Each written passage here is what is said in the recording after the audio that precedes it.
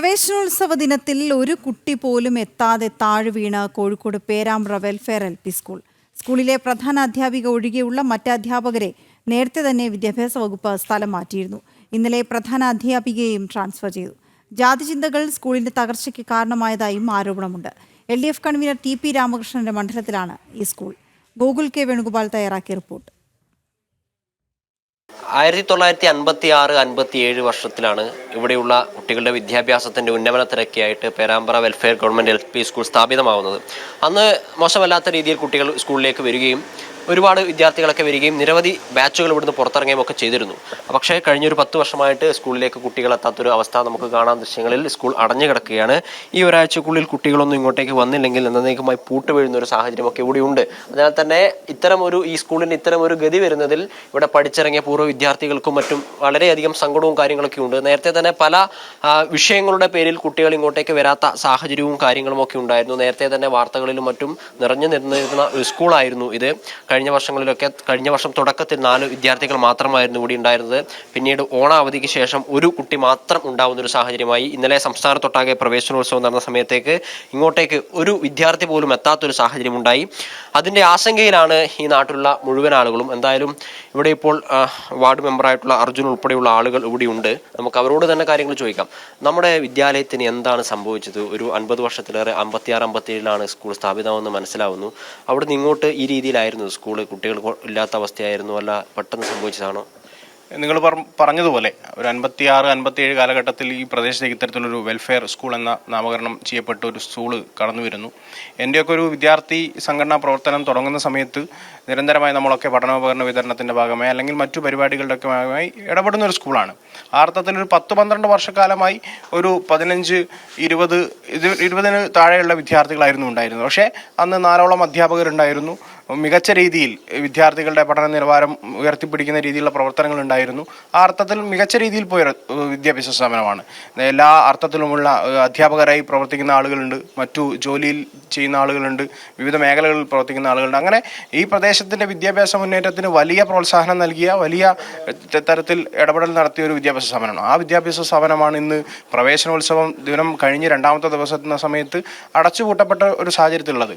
ഇന്നലെ ഒരു പ്രവേശനോത്സവ ചടങ്ങിൽ പങ്കെടുത്ത് നിൽക്കുന്ന സമയത്താണ് ഇവിടുത്തെ പ്രദേശവാസികൾ വിളിച്ചു പറയുന്നത് ഈ സ്കൂള് അടച്ചുപൂട്ടപ്പെടുകയാണ്, HM ട്രാൻസ്ഫർ കിട്ടിപ്പോവുകയാണെന്ന്. അപ്പം പൊതുവിദ്യാഭ്യാസ സംരക്ഷണത്തിന് വേണ്ടിയിട്ട് വലിയ രീതിയിൽ സംസാരങ്ങൾ ഉയർത്തിപ്പിടിക്കുന്ന, അല്ലെങ്കിൽ ആ കാലം അത്തരത്തിലുള്ളൊരു കാലമാണ് എന്ന് അവകാശപ്പെടുന്ന, അല്ലെങ്കിൽ കേരളം നമ്പർ 1 ആണ് എന്ന് പറയപ്പെടുന്ന ഒരു സംസ്ഥാനത്ത് നിന്നാണ് ഒരു പൊതുവിദ്യാഭ്യാസ സ്ഥാപനം അടച്ചുപൂട്ടപ്പെടുന്നത്. ഇന്ന് ഏതെങ്കിലും തരത്തിൽ 6 ദിവസത്തിനുള്ളിൽ ഒരു വിദ്യാർത്ഥി വന്നാൽ മാത്രമേ ഇനി ഈ സ്കൂൾ മുന്നോട്ട് പോകാൻ പറ്റുള്ളൂ.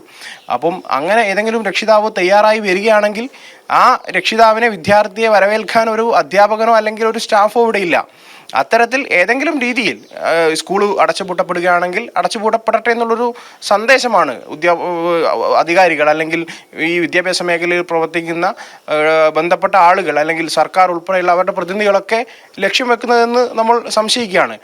ഒരു പൊതുവിദ്യാഭ്യാസ സ്ഥാപനം, ഒരു ഗവൺമെൻറ് സ്കൂൾ അത്രയും വർഷക്കാലത്ത് 56 മുതൽ ഇന്ന് വരെ ഈ വിദ്യാഭ്യാസ മേഖലയ്ക്ക് വലിയ പുരോഗതി കൈവരിക്കാൻ വേണ്ടി വലിയ രീതിയിൽ ഇടപെടൽ നടത്തിയ ഒരു സ്ഥാപനമാണ് അടച്ചുപൂട്ടപ്പെടുന്നത്. അപ്പം ഈ സർക്കാരിൻ്റെ അല്ലെങ്കിൽ ഈ വിദ്യാഭ്യാസ വകുപ്പിൻ്റെ സന്ദേശം എന്ത് തരത്തിലുള്ള സന്ദേശമാണ് ഈ സമൂഹത്തിന് നൽകാൻ വേണ്ടി അവർ തയ്യാറാവുന്നുള്ളൊരു ചോദ്യമുണ്ട്. അതായത് നേരത്തെ തന്നെ കുട്ടികൾ കുറയുന്നൊരു സാഹചര്യം ഉണ്ടായിരുന്നു എന്ന് മനസ്സിലാക്കുന്നു. പലതരത്തിലുള്ള പ്രശ്നങ്ങൾ ഇവിടെ ഉണ്ടായിരുന്നു. എന്തൊക്കെയാണ് പ്രശ്നം? ആ പ്രശ്നം അഡ്രസ്സ് ചെയ്യപ്പെട്ടിട്ടില്ലേ യഥാർത്ഥത്തിൽ ഒരു കുറച്ച് വർഷക്കാലമായി ജാതി വിവേചനത്തിൻ്റെ രീതിയിലാണ് ഈ സ്കൂൾ ചർച്ച ചെയ്യപ്പെട്ടത്.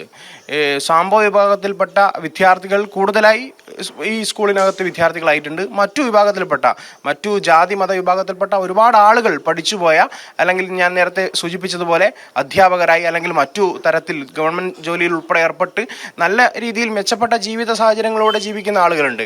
അവർക്കൊക്കെ പ്രാഥമിക വിദ്യാഭ്യാസം നൽകിയ ഒരു സ്ഥാപനമാണ് അത്. ഏതെങ്കിലും ഒരു വിഭാഗത്തിനൊന്നും സ്കൂൾ ആയിരുന്നില്ല. പക്ഷേ ഇടക്കാലത്തൊരു ജാതി വിവേചനം എന്നുള്ള രീതിയിലുള്ള ഒരു ചർച്ച ഉണ്ടാക്കിയെടുക്കുകയും രാഷ്ട്രീയ പാർട്ടികളും വിവിധ സംഘടനകളും നമ്മുടെ സമൂഹത്തിൽ ഉണ്ടാകുന്ന ഒരു വിഷയം എന്നുള്ള രീതിയിൽ ആ വിഷയത്തെ അഡ്രസ്സ് ചെയ്യും. അവർ കഴിയാവുന്ന രീതിയിൽ ഇടപെടൽ നടത്താനൊക്കെ ശ്രമിച്ചിട്ടുണ്ട്, വിവിധങ്ങളായിട്ടുള്ള സംഘടനകളും രാഷ്ട്രീയ പാർട്ടികളൊക്കെ. പക്ഷേ അതിനൊക്കെ പിന്നിലൊരു അജണ്ട ഉണ്ടായിരുന്നു. ഈ തരത്തിലൊരു ജാതി വിവേചനത്തിൻ്റെ ചർച്ച ഉയർത്തിപ്പിടിച്ചുകൊണ്ട് സ്കൂളിനെ തകർക്കുക എന്നുള്ള ഗൂഢമായ ലക്ഷ്യം. ആ ലക്ഷ്യം എവിടെ നിന്നായിരുന്നു ഉദയം ചെയ്തിട്ടുള്ളത് എന്നുള്ളത് സ്വാഭാവികമായി നമ്മളിപ്പോൾ ചർച്ച ചെയ്യപ്പെടേണ്ടതുണ്ട്.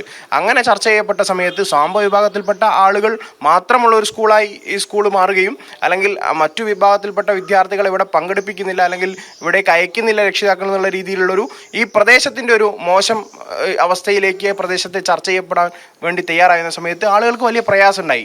അത്തരത്തിൽ സാമ്പ വിഭാഗത്തിൽപ്പെട്ട വിദ്യാർത്ഥികളെ ഇവിടെ നിന്ന് അവർ തന്നെ ഞങ്ങൾ ഏതെങ്കിലും തരത്തിൽ ഐസൊലേറ്റ് ചെയ്യപ്പെടേണ്ട ഒരു വിദ്യാർത്ഥി സമൂഹമല്ല എന്ന് മനസ്സിലാക്കിക്കൊണ്ട് അവരുടെ രക്ഷിതാക്കളൊക്കെ തന്നെ ഇവിടെ നിന്ന് പതിയെ മാറ്റി മറ്റു സ്കൂളുകളിലേക്ക് അവരെ ചേർക്കുകയും ഇവിടെ വന്നു ചേർന്നിരുന്ന മറ്റു വിഭാഗത്തിൽപ്പെട്ട ആളുകളൊക്കെ ഇവിടത്തേക്ക് വിദ്യാർത്ഥികളെ പറഞ്ഞയക്കാൻ അവർക്കൊക്കെ ആശങ്ക ഉണ്ടാവുമായിരുന്നു. കാരണം അവരുടെ വിദ്യാർത്ഥികളുടെ നാളുകൾ ഭാവിയെ സംബന്ധിച്ച് അവർക്ക് വലിയ ആശങ്ക ഉണ്ടായി. ആ അർത്ഥത്തിൽ ആ ഉയർന്നു വന്ന ചർച്ചയൊക്കെ വളരെ പ്രതികൂലമായി ബാധിക്കുകയും ആ വിദ്യാഭ്യാസ പ്രവർത്തനത്തെ ബാധിക്കുകയും പതിയെ കുട്ടികൾ കുറഞ്ഞു വരികയും കഴിഞ്ഞ വർഷം ഒരു വിദ്യാർത്ഥി മാത്രമാണ്, ആ ഒരു വിദ്യാർത്ഥി കൂടെ ഈ വർഷം നിൽക്കുന്ന സമയത്ത് ഇല്ലാത്തൊരു സാഹചര്യമാണ്.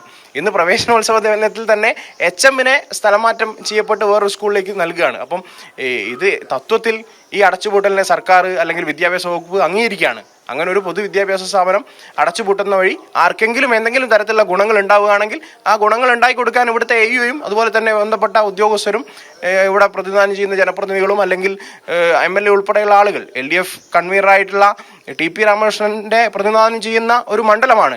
ആ മുന്നണിയുടെ കൺവീനർ MLA ആയിരിക്കുന്ന ഒരു അസംബ്ലിക്കകത്ത് ഇത്തരത്തിൽ ഒരു പൊതുവിദ്യാഭ്യാസ സ്ഥാപനം അടച്ചുപൂട്ടപ്പെടുന്ന സമയത്ത് ഇവർക്കൊക്കെ ഈ ഒരു വിദ്യാഭ്യാസ വകുപ്പിനോട് അല്ലെങ്കിൽ പൊതുവിദ്യാഭ്യാസ സമ്പ്രദായത്തോട് ഇവരുടെ ആഭിമുഖ്യം എന്താണ്, ഇവരുടെ താല്പര്യം എന്താണ് എന്നുള്ളൊരു ചോദ്യം കൂടെ നമ്മൾ ഉയർത്തിപ്പിടിക്കേണ്ടതുണ്ട്. പൂർവ്വ വിദ്യാർത്ഥികളായിട്ടുള്ള ആളുകൾ നമ്മുടെ കൂടെയുണ്ട്. നിങ്ങളൊക്കെ പഠിച്ചു വളർന്നൊരു സ്കൂളാണ്, അതാണ് ഇങ്ങനെ പൂട്ടലിൻ്റെ വക്കിലെത്തി നിൽക്കുന്നത്. ഇനിയിപ്പം കുട്ടികളൊന്നും വരുന്നില്ല.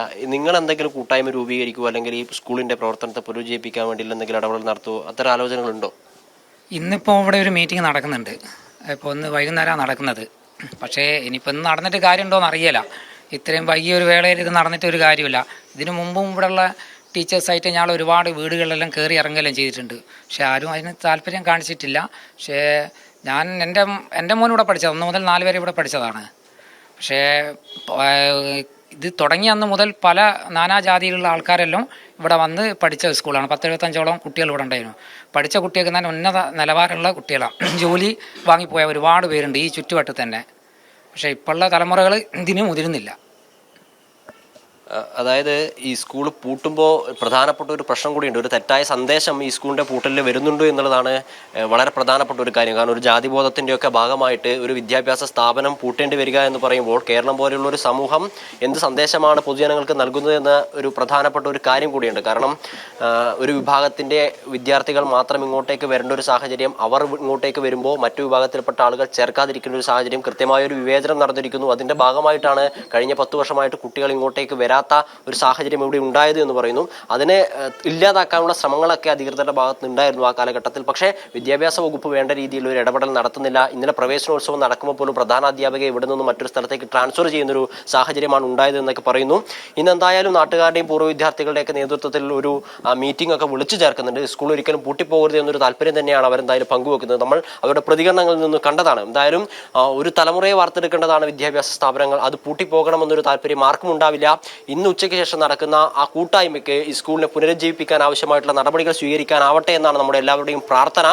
വിദ്യാഭ്യാസ വകുപ്പ് എന്തായാലും ഇവരുടെ ഈ ആഗ്രഹം അല്ലെങ്കിൽ ഇവരുടെ ഈ താല്പര്യം കേൾക്കണം, ഇവരുടെ കൂടെ നീങ്ങാൻ തയ്യാറാവണം എന്ന് മാത്രമാണ് ഇപ്പോൾ ഇവരുടെ പ്രതികരണത്തിൽ നിന്ന് നമുക്ക് മനസ്സിലാവുന്നത്. ക്യാമറമാൻ സന്തോഷിനൊപ്പം ഗൂഗിൾ കെ വേണുഗോപാൽ, ജനം, കോഴിക്കോട്.